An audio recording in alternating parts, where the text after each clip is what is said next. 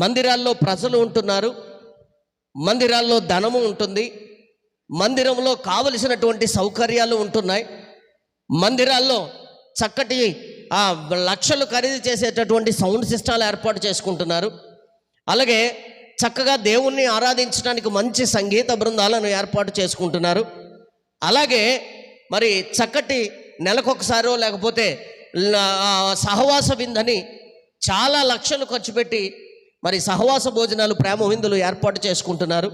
అలాగే పండుగల పేరు చెప్పి లక్షల రూపాయలు ఖర్చు పెడుతున్నారు, చక్కని భోజనాలు పెడుతూ ఉన్నారు, మంచి వస్త్రాలు దానం ఇస్తున్నారు.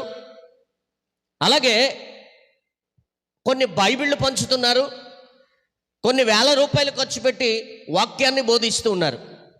ఇన్ని సౌకర్యాలు ఈనాటి అధునాతనమైనటువంటి దినాల్లో సంఘాల్లో ఉంటున్నాయి. కానీ ఇన్ని రకాల సౌకర్యాలు సంఘాల్లో ఉంటున్నాయి, కానీ వాక్యానుసారమైన జీవితం సంఘంలో లేదు.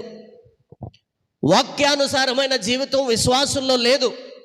వాక్యానుసారమైన జీవితం చెప్పే సేవకుడిలో లేదు. ఇన్ని ఆర్భాటాలు చేస్తే, ఇన్ని రకాలైనటువంటి సోషల్ వర్కులు చేస్తే ఈనాడు మందిరాలు కూడా ట్రస్టులుగా మార్చబడుతున్నాయి, సహాయ కార్యక్రమాలు చేస్తూ ఉన్నాయి. మంచిదే, ఇతరులకు సహాయం చేయమని, బీదలను కనికరించమని యేసు ప్రభువారు స్వయంగా చెప్పారు. నీ సహోదరులు ఎవరైనా ఆకలి కొంటే వారికి ఆహారం పెట్టమని యేసు ప్రభువారు చెప్పారు. ఇన్ని రకాలైనటువంటి చక్కటి పనులు మనం నిర్వహిస్తూ ఉన్నాం ఈ రోజుల్లో.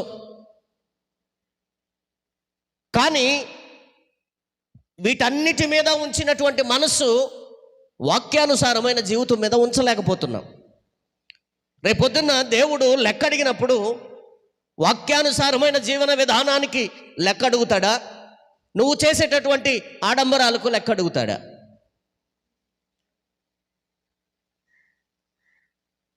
చివరి కాలంలో యేసు ప్రభువారు రెండవ రాకడలో భూమి మీదకి రానయ్యున్నటువంటి ఈ దగ్గర సమయంలో సంఘాలు ఆలోచించవలసిన విషయాలు ఏమిటి అంటే, సంఘము ఆలోచించవలసిన విషయం ఏంటంటే, ఎన్ని జరిగించినా వాక్యానుసారమైనటువంటి జీవితం లేకపోతే, వాక్యానుగుణమైన విశ్వాస జీవితాన్ని మనం కలిగి లేకపోతే వ్యర్థమని దేవుని వాక్యం సెలవిస్తూ ఉంది.